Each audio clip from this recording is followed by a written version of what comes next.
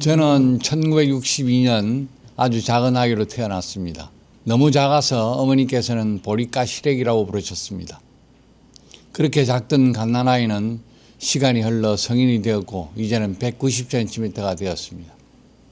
오늘은 나의 성장, 그리고 교직, 그리고 교육감 선거에 출마하기까지의 이야기를 그림으로 차분히 풀어보려 합니다. 중학교 시절 동네에 작은 절이 하나 있었습니다. 그곳에 새로 오신 스님 한 분이 계셨는데 분명히 철호 스님이었습니다. 매우 독특하신 분이었지요. 스님께서 저를 보시더니 이렇게 말씀하셨습니다. 이야, 이놈 선지식이네. 선지식, 부처님 법을 받아들일 자질이 보인다는 뜻이라 하더군요. 좋은 뜻이라서 그런지 그 말씀이 이상하게도 오래 마음에 남았습니다. 이후 저는 스님과 더 자주 이야기를 나누게 되었습니다. 그러다 고등학교 2학년쯤 스님이 문득 물으셨습니다. 너 출가 한번 해볼래? 그 말에 마음이 조금 흔들렸습니다. 결국 고등학교 졸업을 앞두고 예비고사를 치른 뒤 전라도 모 사찰에 들어가 보름가량 행자 생활을 했습니다. 그런데 어느 날 담임선생님께서 그 절에 찾아오셨습니다. 그리고 저는 크게 혼이 났죠. 그때 선생님이 저를 데리고 나오지 않으셨다면 지금쯤 저는 아마 어느 절에서 다른 삶을 살고 있었을지도 모르겠습니다. 대학교를 졸업한 뒤 저는 한국은행에 입사했습니다. 어느 날 아버지께서 폐암 진단을 받으셨고 두세 달 남으셨다는 의사 선생님의 말씀을 듣고 아버지 곁을 지키기 위해 당연히 직장을 그만두고 고향으로 내려왔습니다. 아버지는 의외로 빠르게 회복하셨습니다. 3달을 이미 넘기셨고 점점 기력을 회복하셨습니다. 그러자 제 문제가 난감해졌습니다. 이리저리 일자리를 알아보고 있던 중 어느 날 옆집에 사시던 모교 교장선생님께서 제게 모교의 한 달 기간제 교사 자리를 제안하셨습니다. 생각보다 너무 재미있었습니다. 아이들 앞에 서서 설명하고 함께 배우는 시간이 저에게는 이상할 만큼 자연스러웠습니다. 육아휴직으로 생긴 자리였는데 그 선생님이 여러 이유로 학교를 그만두시는 바람에 저는 한 달 더 연장이 되었고 그 뒤 우여곡절 끝에 정식 교사 발령이 났습니다. 교단에 서서 아이들을 가르치고 있으니 처음 그런 생각이 들었습니다. 아, 내가 좋아하는 일이 바로 가르치는 일이구나. 교사가 되고 나서 몇몇 스님들과 공부 모임을 시작했습니다. 당시는 노태우 군사정권 시절이라 학교 분위기는 매우 비민주적이었고 경직되어 있었습니다. 아이들이 제대로 교육을 받으려면 학교와 교육은 민주적이어야 한다고 생각했습니다.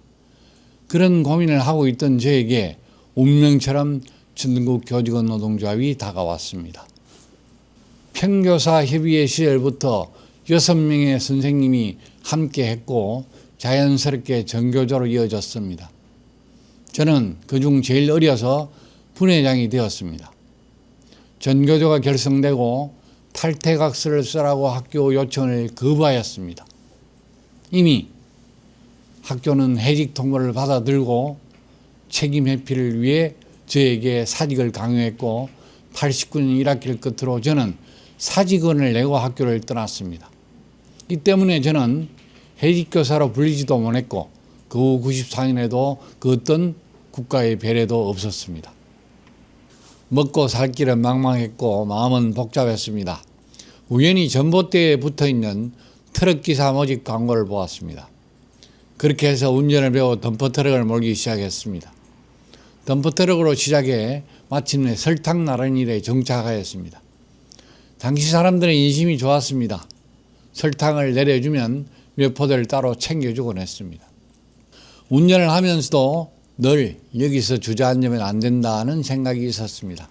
여러 종류의 책을 닥치는 대로 읽었습니다.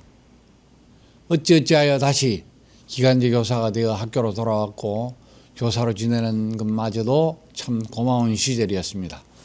2000년 전문직 시험을 통해 교육부 근무를 시작했습니다. 하지만 그곳에서 저는 거대한 차별의 벽을 보았습니다. 학벌과 출신이 모든 것에 우선하는 문화였습니다. 예를 들어 서울대, 고시 등의 기준으로 사람을 구분했습니다. 때로 저를 그림자처럼 대하기도 했습니다. 업무는 많아 늦게 퇴근하거나 주말에도 일을 해야 했습니다. 항변할 길도 기댈 곳도 마땅치 않았습니다. 결국 저는 견디지 못하고 기간을 다 채우지 못한 채 다시 교사로 내려왔습니다. 새로 발령받은 곳은 생활 지도가 꽤 어려운 학교였습니다. 양복바지보다는 아이들과 움직이기 좋은 청바지와 운동화로 출근을 하게 되었습니다. 2019년 교장 공모제를 통해 작은 중학교의 교장으로 임명되었습니다. 그런데 이듬해 2020년 코로나가 왔습니다. 큰 학교는 재택으로 전환되었지만 작은 학교는 여건에 따라 아이들이 학교에 나올 수 있었습니다. 그때부터 저는 아이들에게 철학 수업을 시작했습니다. 사람들은 사춘기 중학생에게 철학을 가르치는 일이 어려울 거라고 말합니다. 하지만 제 경험은 매우 달랐습니다. 가령 우리 앞에 놓인 쌀밥을 두고 연결된 모든 것들을 아이들과 이야기합니다. 알고 보면 모든 사태들은 수많은 사람들과 과정이 연결된 결과임을 아이들에게 알려주었습니다. 그렇게 아이들과 철학 수업이 쌓이고 쌓여 중학교 철학 1, 2, 3, 4를 2021년부터 25년까지 출간하게 되었습니다. 교장 임기를 마치고 2023년 2학기에 저는 다시 평교사 자리로 돌아왔습니다. 처음엔 교장에서 평교사로 돌아오는 일은 쉽지 않았습니다. 다시 시작하려니 모든 것이 어색하기만 했습니다. 직책은 내려왔는데 마음은 아직 내려오지 못한 시간이었습니다. 무엇이라도 해야겠다는 생각이 들었습니다. 아침에 커피를 내려 선생님들께 드리자 그 작은 일이 분위기를 바꾸기 시작했습니다. 저도 선생님들도 조금씩 적응했습니다. 이듬해 저는 고등학교 2학년 담임이 되었습니다. 아마 전국에서 최고령 담임이었을지도 모르겠습니다. 정년퇴직을 앞두고 담임을 맡았으니까요. 약 5년 만에 맡은 담임은 정말 좋았습니다. 아이들과 부딪히고 웃고 떠들며 지내는 그 시간이 제가 다시 교사가 되었다는 것을 실감하게 해줬습니다. 1987년 교직을 시작해 2025년에 마무리했습니다.